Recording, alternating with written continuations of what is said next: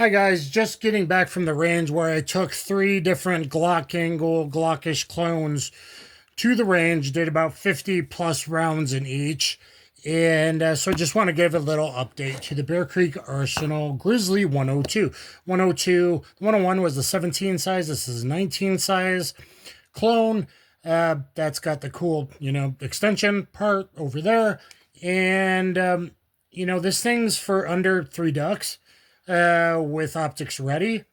Kind of greenish glow sights. If you do hit them with light, they stay glowing for a little while. I wish they were a little open on the top to gather light, but they're metal. So that's better than, other things costing twice as much.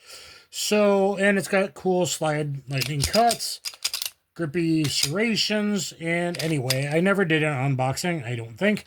So here's a bit of an update slash unboxing. It has very cool packaging. It's cool, I'll tell you that much. The way it's packaged with a little bear cut out, paw put out, and all that. The Grizzly fur texture is really cool. There's a very slight hump, but nothing annoying like a Gen 3, Gen 4 block is, which is really super annoying. Good undercut, good mag release.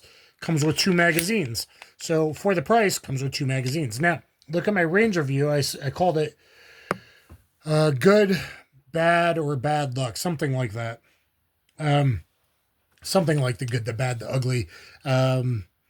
Good, bad, or bad luck. Something like that. I forget what it was called. But anyway, things were going great, and then things were not going so great. And BCA has always been like, be completely honest, which is really cool.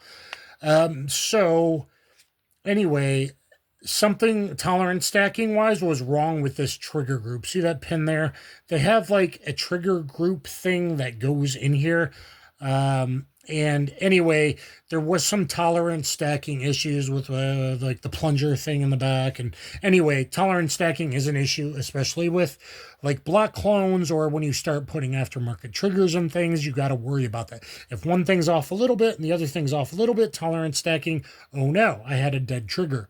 And it was very hard to get the slide off. So sent it into them. I got super quick turnaround. We are, of course, clear and empty. We got super fast turnaround. Now, I have I talked to them, so it is what it is. But I assume that they're really good with everyone. In fact, they have the best warranty I've ever seen from any company. If you go on their website, you save your receipt, you're unhappy, they like refund you, I think, like within a certain amount of months. I believe it's like 6 months or something. It's ridiculous. So that's pretty cool. Feature-wise, for the money, pretty cool. So here's a little update. I got it back from them immediately with a new trigger group installed, if that's the right term for the kind of the drop-in trigger, whatever thing is. The rail is different, so it doesn't fit in a whole bunch of holsters. I did find one in a video that I put out, and it works in leather that I use today, whatnot. Anyway, at the range, when I got it back, I ran 1 full mag, I believe, plus 1, perfectly fine. Today, I did the DHS Homeland Security Qual for the second time. Didn't do as good as the first time, which you're going to see a whole bunch of months from now. But people were on the range. I was a little bit stressed, etc. But I still, did really good, like advanced level, just not quite as good as last time. So with a different block clone, but this one has the more grip angle, and I'm needing to learn this angle, and I wanted to work on today. Being able to grab a gun and instantly know what angle, it's like starting to click, where I can go from everything else to Glock angles, which is helpful, which this either is or almost is. I don't have a block to compare quite yet. I will do a block versus clones video if you're interested in that.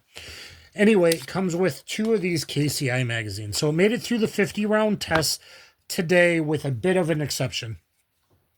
And this is just, BCA to be honest, which I think is super cool from a company. So it ran fine the 1 mag after I got it, plus 1, I believe. Today I did the 50-round Homeland Security Qual, and I believe I was using, I think 1 mag was full of half 124 PPU, but mostly 115 SMB, which is like some of the fastest 115 grain you'll ever find. So hot stuff. I always like to train with hot stuff because that's what you're going to load and carry with. So anyway, there was one easy to clear stovepipe, which from, I barely ever get in anything, but I just split my fingers there and racked it, like popped it out real fast. No problem, kept in, was still under time. I'm sure I wasn't timing, but I'm like 1/3, 1/4 to 1/3 the time on the different stages. It handles well, it's low recoil, and obviously it's budget price. For what you get, optics ready, even cool options like that for under $3. I mean, and the great texture, good trigger, pretty good. Now, I don't know about other people other than like YouTubers doing the initial video, like long-term durability. I think it's going to be pretty good now. I think it's solid now. And that little stovepipe, I don't think it's ammo related. I'm going to guess it's KCI mag related. Like maybe the spring wasn't pushing up quite high enough towards the end of a magazine. They're pretty, I mean, that's pretty loose. I've only used these like 2-3 cycles. That's pretty loose for a mag. Had it had a Glock mag or a PMag, I bet it would have been just fine, and I don't think that would have happened. So basically, I go Glock, PMag, and then extar mag are also very good, very budget. Would I carry with one? Probably not. Would I use one as a backup or in a car? Probably so. They don't have the listing other than the number there, which of course YouTube reviewer. These are all 7-round magazines. I get them all specially made from the factory. But I think it was mag related. I really do. And I think it's going to keep going good. But if that changes, I will try to update you guys with little update videos on, common carry stuff or stuff that was kind of new. I've already filmed some with some other ones that probably won't air for a while. But this was worth an update. I made it through the 50-round test just fine. And, pretty good. I definitely like the texture of the sights better. I wish the sights had openings to collect light in these kind of glow lighty thing. Well, I guess maybe they're not fiber optic like I was thinking. They are glue sights, so maybe it's just a phosphorescent plastic insert. I don't know who makes these sights, if they make the sights. But not bad, certainly not bad for the money compared to the other budget clones. I think it's good. If you have one, if you have a 1-on-1 and 1-on-2, if you know any YouTubers have been doing like any more than I've seen looking, like durability wise, like did it make it a 2K rounds?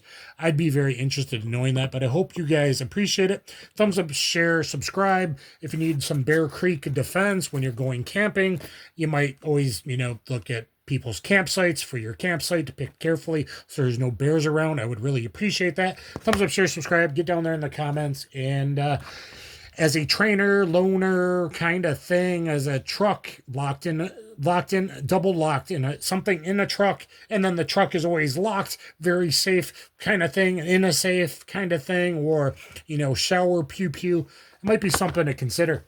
Or just as a training and home defense kind of thing, and you got your carry, something maybe a little more macro size, like I suggest, might be the way to go.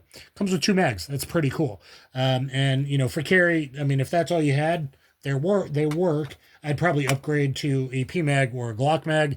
That's just my knowledge, and I'm not the biggest Glock guy, but I am planning to do a Glock versus clones video and get as many clones as I can manage to borrow, beg, and steal. No, not steal. Don't come after me, bro. I love my dogs. Anyway, guys, I'll catch you on the flip side.